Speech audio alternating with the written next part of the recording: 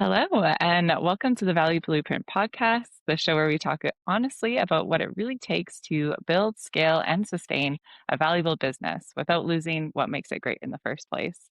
I'm Shayla McLean, and I'm joined with my co host, James Greve from Value Driver. And today's conversation is especially relevant to anyone in construction, trades, or any project based business where quality, reputation, and leadership all collide. We're joined by Brad McNaughton, founder of Lux Quality Homes, a company known for delivering high end custom homes while holding the line on craftsmanship, standards, and client experience. Brad has grown Lux in an industry where growth often comes at the expense of quality. And today we're digging into how he's approached leadership, systems, and scaling without cutting corners. So, Brad, welcome to the show. Thanks for having me, Shayla and James. I'm excited to be Yeah, here and appreciate talk. it.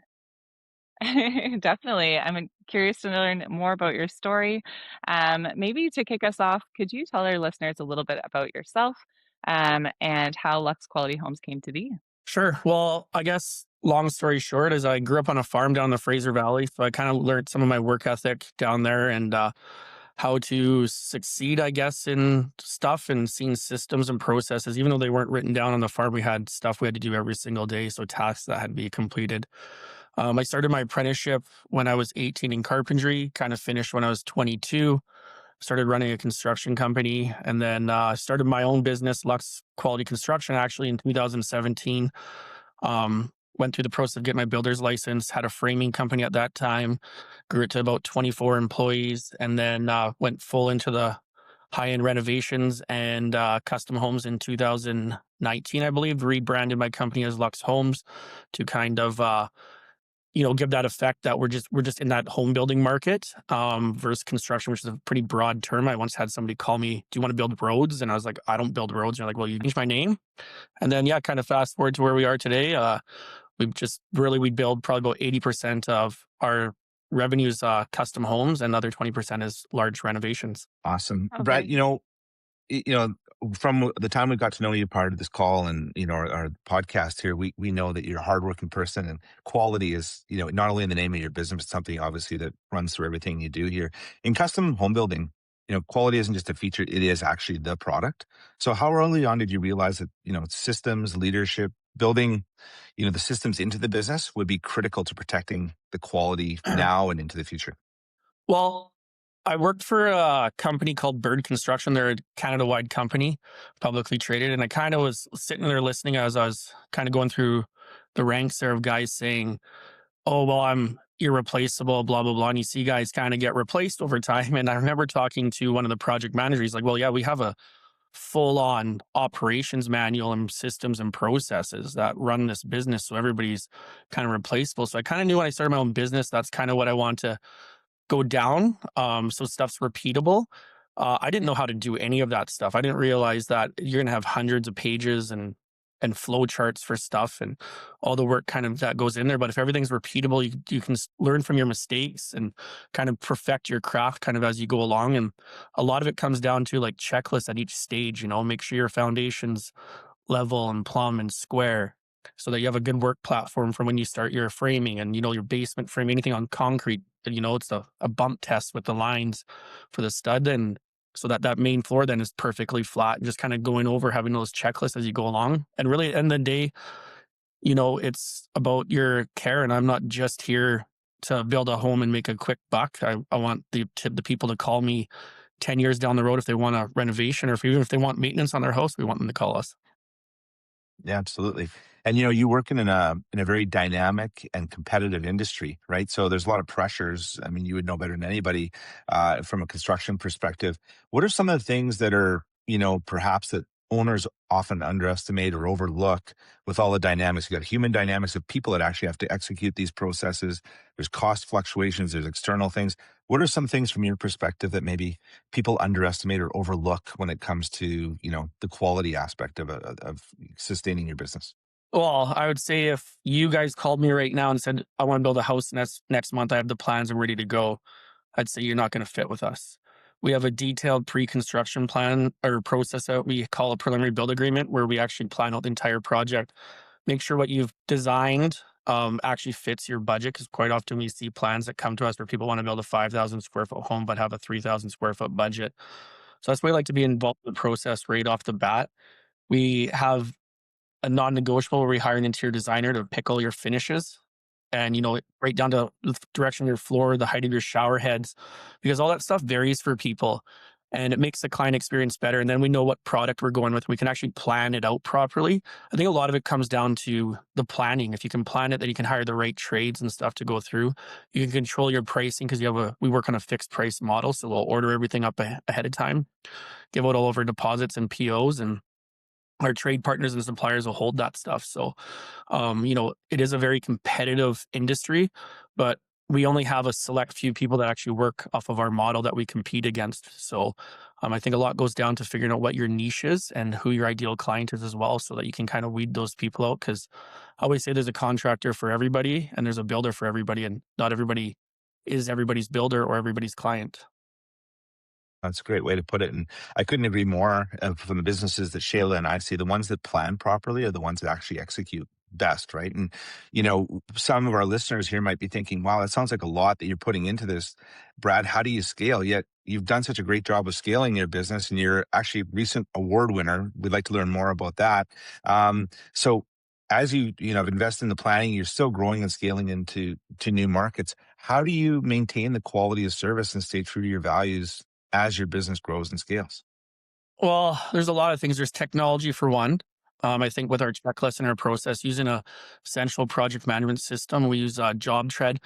It's a phenomenal program. I highly suggest if you're in any trade, you can use it. They don't just cater to home builders and renovators. Um, and then the systems and processes that go along with that, and hiring the right people. One of my business coaches back in the day told me to hire an avatar of myself, figure out what my clients liked about me, and then hire somebody, who checked about 90% of those boxes. I ended up hiring one of my buddies, Brody. I actually played hockey with him, so I've known him for a long time, and he kind of fit all of my avatar.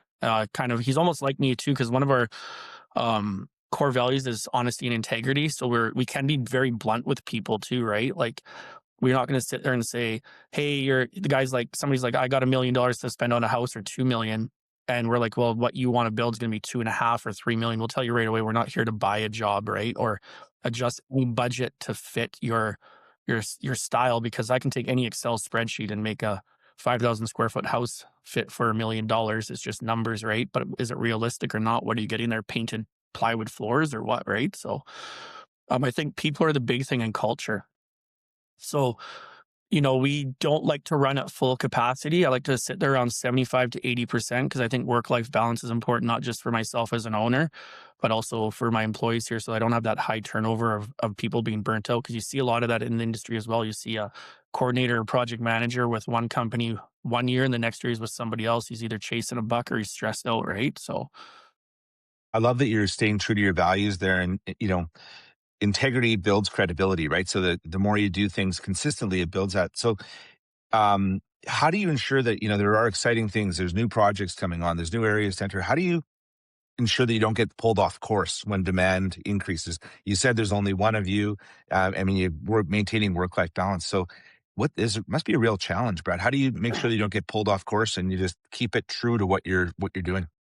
I think it's the people that I have working for me, for one, right? They Okay. all know their roles and they help out. We have a team atmosphere here. I think at the beginning we were kind of like we called it a family, but you don't get to choose your family, you get to choose your teammates. So I feel like everybody's always trying to do better and try to quote unquote, I guess, win, right? So, and then if somebody else isn't pulling their weight, then they'll say it, right? And I think that's a big thing that helps too.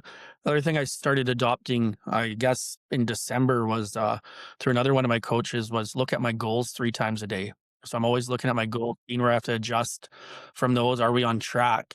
An interesting thing from that was, if we're talking about the goals, was I'd set a revenue goal for the year, and we had such a good from Christmas Eve until mid January of closing pre-construction, that we've had to readjust our revenue goal for the year. So now I've set out new goals for the revenue for the year for our team, And if we hit all that, I'll take them down to the Job Trade Connect convention next year because we learn a lot from there. There's a lot of good information that comes from it. And my field workers I'll take down to the International Builders Show down in Vegas. So it's about rewarding everybody else too from those goals. They're not just my goals, they're team goals. And if we hit them, they need something, right? So Love the clarity and alignment. So it's aligned with the goals and it's clear where you're going and then just readjusting to that. So that's awesome. yeah, I think everything you need Yeah. goals. I think it's even when you come down to marketing and figuring out what your ideal client is, you can't service everybody and you have a goal. Your ideal client has a goal, what they want to build, and you have to work within that, right? Like it kind of goes back to what I said before. There's a builder for every client, there's a client for every builder. So I know where we kind of Well, excel and we just kind of stay in that area. Doesn't mean we don't want to grow into other stuff. I have long-term goals for what I want to get into, but you kind of start with those stepping stones. well said for sure. Yeah, that's really interesting, Brad. And maybe you can start to touch on that a little bit more. You mentioned you started on the tools yourself, and now you're talking about these kind of leadership insights. How have you noticed that your roles shifted in the business as it's grown from builder to now leader? Well, I think when I started, I was, like I said, I was a carpenter by trade. So I wore a tool belt for a long time. Then when I went to work for Bird, I kind of lost my tool belt. And then when I came back, I was on the tools. Um, that was a tough one to throw away because like I was proud of being a carpenter. But my business coach kind of told me one day we're kind of arguing about, how I wasn't really growing and didn't have time to do all my systems and processes because I was always on the tools and that's what I liked. And he asked me, he's like, do you want to be a business owner or do you want to be a carpenter? And we went through the pros and cons of it all. One was that my body was falling apart. I had back surgery and stuff. And he told me, video yourself going to the Kelowna landfill and throw your effing tool belt in the garbage. I was like, buddy, this is a $600 tool belt I just bought 2 weeks ago. He's like, well, then throw it out. And he goes, throw out that expensive hammer too. So I videoed it throwing it out. And that's kind of when I really dove into, you know, working on the systems and processes. Wow. So, Um, I imagine too, like on a job site, there's obviously kind of, some structure to people's roles and positions, and there's leadership roles on a job site. And when you took that, going from that to then the office, what did you notice the difference between the skills that you had to acquire from being a leader on the job to a leader in the office and running the business? well, I think being a little bit more professional for one. Yeah. Growing up on the farm and playing hockey and stuff, and then being in the trades, there's a certain language. I mean, you can go on the Instagram and see all the sayings that people have. And I think that was one thing that I had to really learn. I came from a time in life when, yelling was a big thing too, right? So yelling on the farm from my dad or, coaches growing up and stuff like that. And you kind of realize that now the world's changed a lot, so that doesn't quite get through with people. I remember my first or second apprenticeship job. I had my site super. He'd drive up and down. The site was really big. We're building Canadian Tire and Trail. You drive up and down when we're in the footing and just in a Dodge Ram 3500 truck and just yelling and screaming at people to work faster. And I always said I didn't want to be that guy, but I kind of realized I was starting to become that guy. And then, so yeah, I read a book called Extreme Ownership by Don Jocko, a Navy SEAL, and really helped me with my leadership and letting people own their job, right? Not micromanaging as well, because I know people don't like micromanaging. They just kind of want to come and do their job, learn and grow that way as well. So always learning. I'm always asking other people stuff, reading books, so things like that. Wow, no, that's really interesting. And how would you say then, not yelling now, how do you make sure that you set those expectations with, trade suppliers, clients, so that quality stays the same and in more of a professional manner? So I think a lot of it starts through systems that we've built, and our project management software. Everything is kind of communicated through there. The standards that we want, how we want our trades and suppliers to do certain things. So I think that's been pretty good. We use the same people pretty much over and over. We know how they work. They know how we are going to work, right? And they know what our expectations are. So yeah. And I'm curious to, I imagine, I haven't put on a tool belt myself, but I imagine there's a lot of decisions that have to get made in a day at certain points. And some I'm sure you're there for, others you have to rely on your team to make them. How have you been able to align your business and your team so that decision-making authority doesn't cause delays, especially in those like time-sensitive manners? Um, and yeah, So I'll tell you a story. Well, first off, I have a tool belt somewhere in the Kelowna landfill if you want to go find it and try it on. perfect. But so when I hired Brody, he was always coming to my office or asking me, how would you do this? What do you want to do? And finally one day, my door's over there. He kind of barged through. I call him the Kool-Aid man. And he goes, what do you want to do about this? And I just looked at him. I said, I hired you to make decisions. Go make the decision. If you're continually coming to me, I'm like, it's why do I have you? Why am I employing you if I'm making all the final decisions? So he kind of really took that and ran. I feel like that's how employees are going to grow is by being able to make choices and you're trusting them with them. And I don't want to sit there and make every little decision in the business. I've hired people to make decisions and I trust them that they're going to make them. If you're totally unsure or it's a huge thing that's going to cost a ton of money, then yeah, definitely ask. That must have taken a lot as a leader to also just let go of that. Yeah, no, for sure. I mean, like I used to work 17 hours a day. So when I hired Brody, um, it took a lot off of my plate and now I'm down to 13 hours a day working. And, you kind of see it's not always about the money. It's about the quality of life as well. Right. So, um, yeah, I mean, it's just one of those things. You just kind of need to trust the people that you work with. If you don't trust them to make decisions and they're not taking care of the business the way that you want them to, then what is the point of having them? Fire them and find somebody new. So, and we've let go of our fair share of people in the past that don't kind of fit our culture and who don't want to make decisions. And you bring such a really good point in that, Brad, is that, it's one thing to give people a responsibility, but it's quite another thing to give them the authority to make decisions, right? And like, it's not just a box on an org chart or just saying this is your job, but actually thinking your job, which I think is such a important point. When Shayla and I work with our clients, we see a lot of moments that are really aha moments for them. And sometimes it's, the businesses we work with, trades or regardless of what industry, it could be professional services or whatever, their business has been grown kind of despite itself, right? They're grown by default, not by design. Not to say they're bad businesses or whatever, but they just haven't been systemized.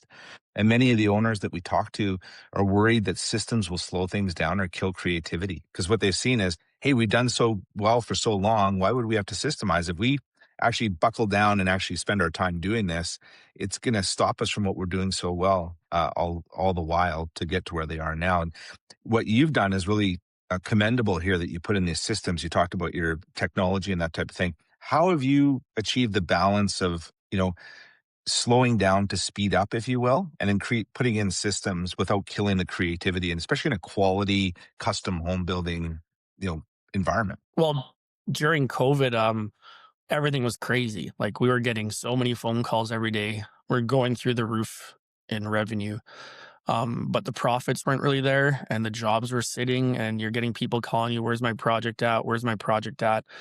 So you see a lot of guys that are growing and you see there's signs everywhere, but projects are sitting. I don't think that's growth because every day that, it sits there, it costs you money and overhead. It's costing the client money and carrying costs, whether that's through their investments or through a mortgage or something. So once I started working with a business coach and I really started to understand that stuff and, even talking to my own financial advisor, how much money my money could be making when I was building a house versus letting it sit there, you start to realize all that stuff. So I think it's kind of looking at it from all angles. And I think systems at first to make them, my first one I ever did was how to fill out a building permit for the city of Kelowna and the steps that we need. And, it took a little bit to do and, dial it in because you need to make sure you have every step there. So it's a repeatable process for somebody. But once you kind of get on them and set a path and a goal for when you want them done, they're not going to happen overnight.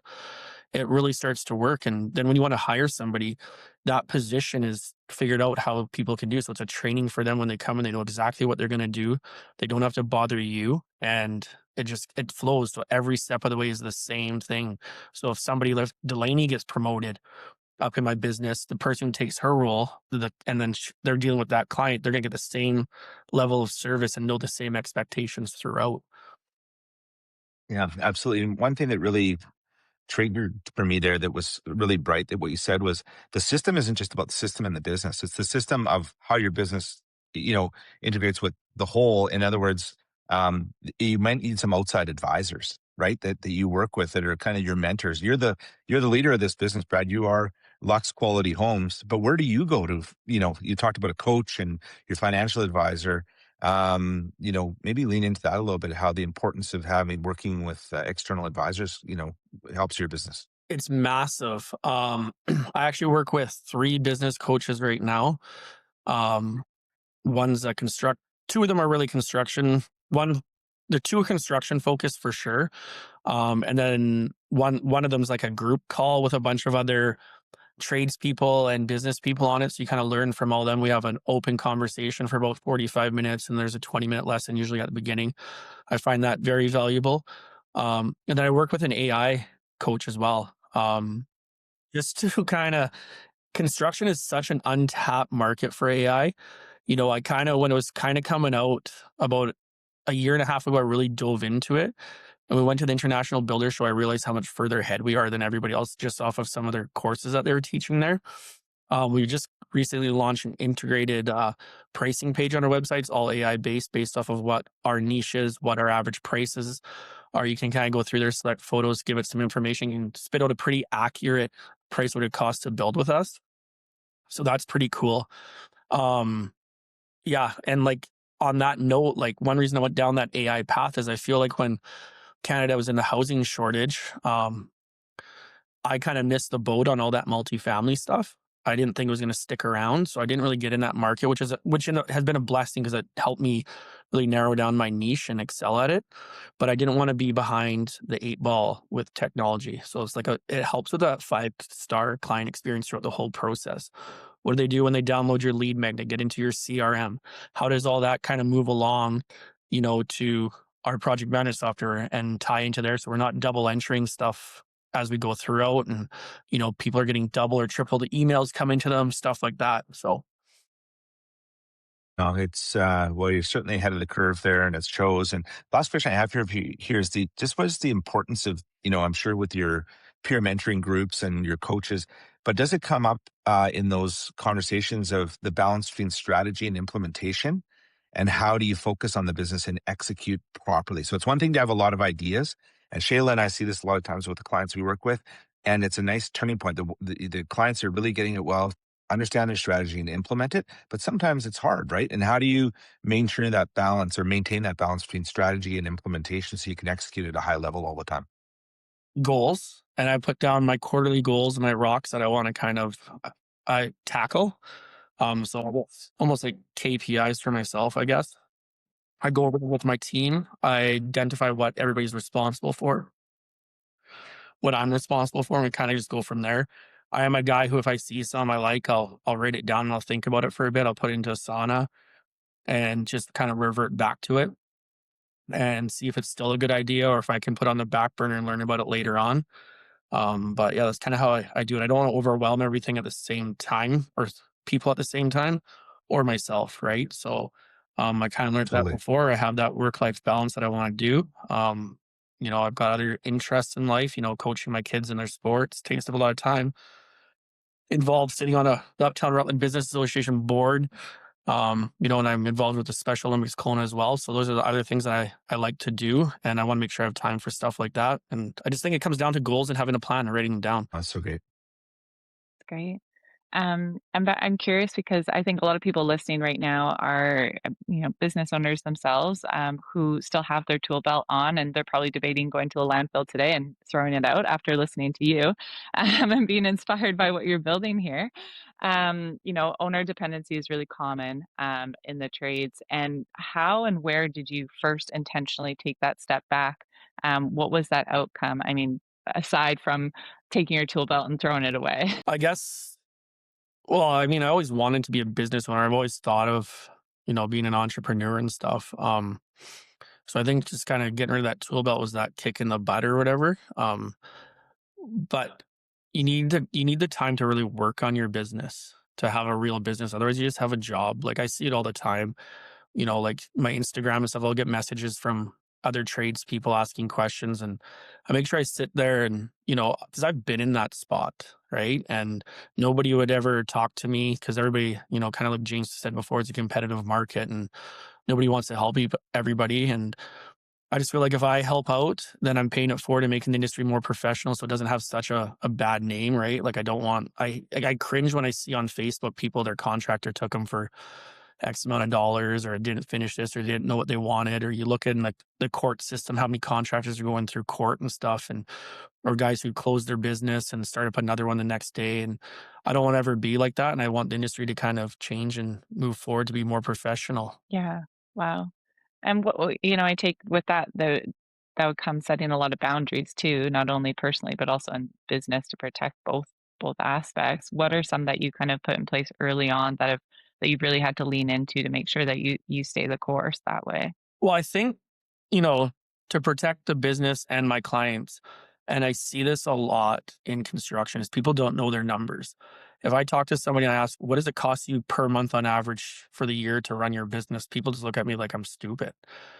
People get these big checks come in, like we'll get checks for, 500,000 at a time for deposits and stuff like that, or $100,000 retainers or $50,000 retainers.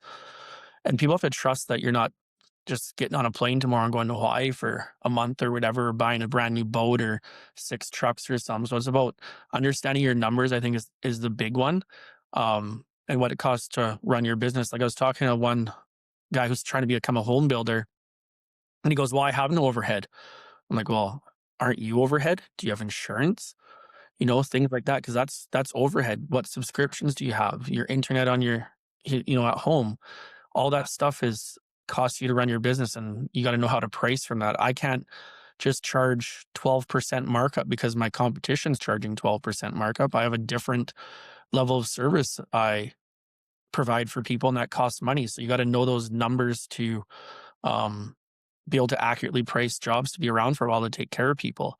So I think the biggest thing that I learned was knowing my numbers first of all, right? So, and I fought with that for a long time because it's actually scary when you sit down and you look at it and you're looking at your bank account, you got money in there, but then you're looking at per job, what your costs are and stuff and where you're projecting to be for the year. And you're like, I have no money.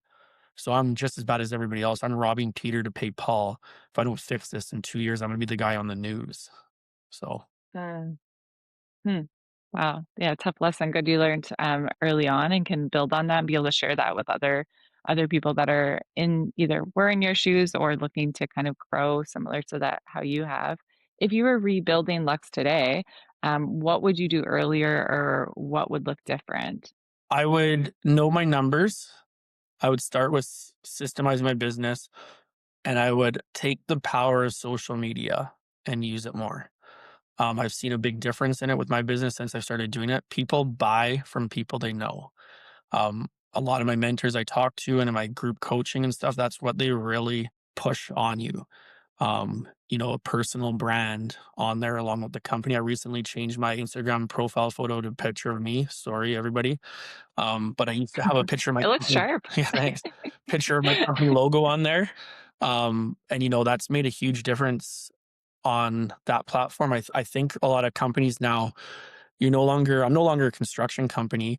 I'm a media company as well, right? So a lot of people are buying from us that I've signed in the last month and a bit based off of my Instagram posts and just stuff that I say that resonates with them, right? So, diving into what their fears are, what they've heard about construction or what they've done before, and and sell and talking about their hopes and their dreams and how we can make that stuff kind of a reality for them.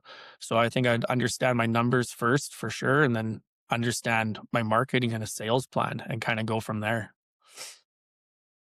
It's great advice. Absolutely. And Brad, we respect and appreciate you so much as a person and a business owner. I think you have so much great knowledge to share. So as we come to our, you know, closing of our time together here, just like to lean in and get more, because I think a lot of our listeners probably have got, not probably, they have gotten great value of what we've learned so far.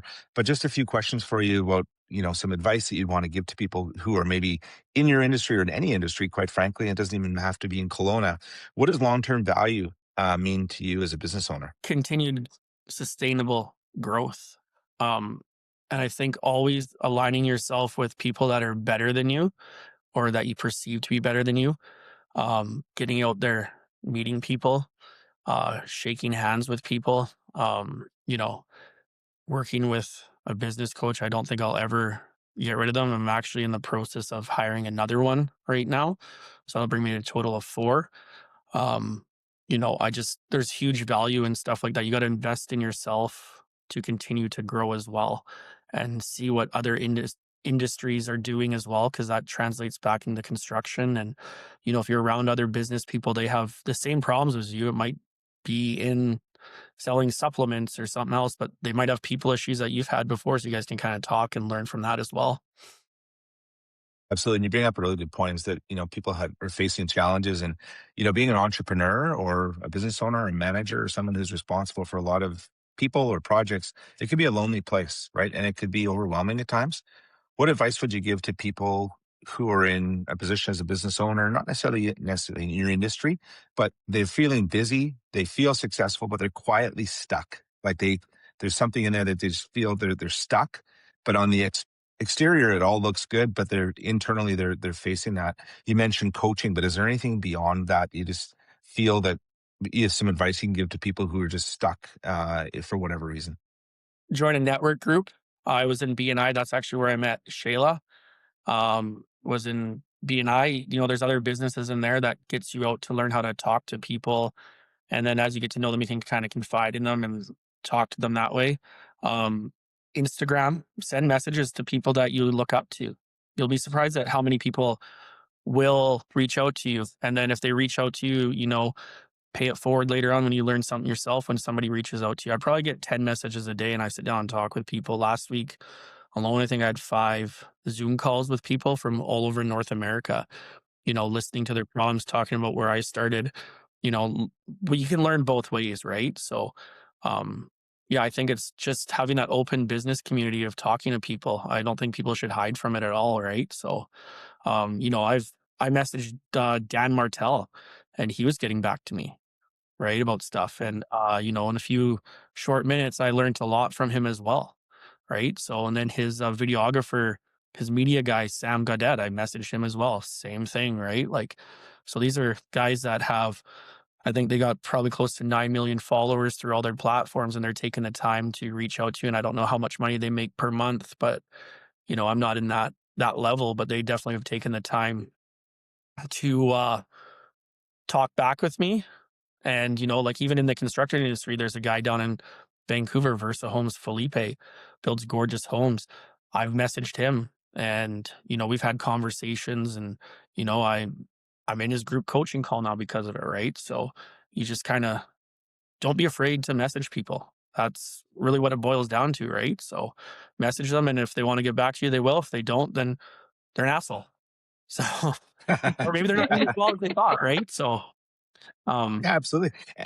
And you obviously have a definite growth mindset. You don't have a fixed mindset about this. And last question I have for you, and I really appreciate your time today, is what's one mindset shift that changed how you think about growth in your business? to say, having 5 daily non-negotiables, try to sweat for 45 minutes a day, read 10 pages a day, minimum of like a business book to help you, kind of succeed.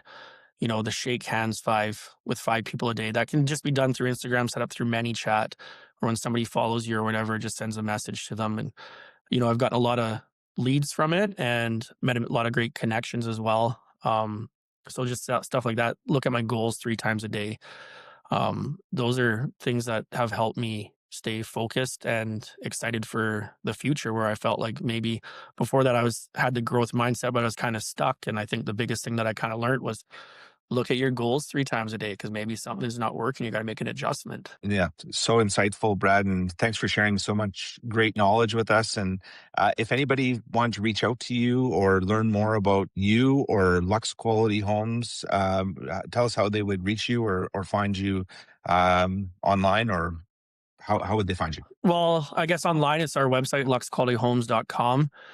We have a bunch of resources in the About Us section. We have that free pricing guide, so you kind of know what it costs to build with us for a custom home.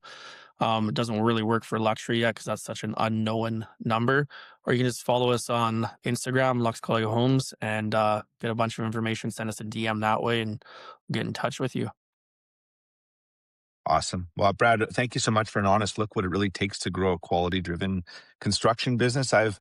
I know you, and I know that if you shifted from construction to another business, you'd be successful in that as well. So really appreciate your time, and your perspective is a great reminder that scaling a business isn't just about doing more. It's about building the right foundations beneath the work and having the right mindset. And to our listeners, if today's conversation sparked questions about leadership systems or how to reduce owner dependency while protecting quality, that's exactly the work we do at Value Driver. If you found this episode valuable, be sure to subscribe, leave a review, or share it with a fellow business owner who's navigating growth in the trades or construction space. For more episodes and resources, visit valuedriver.ca, and let's keep building what lasts. And we'll see you next time on the Value Blueprint podcast. Thank you so much. Thanks.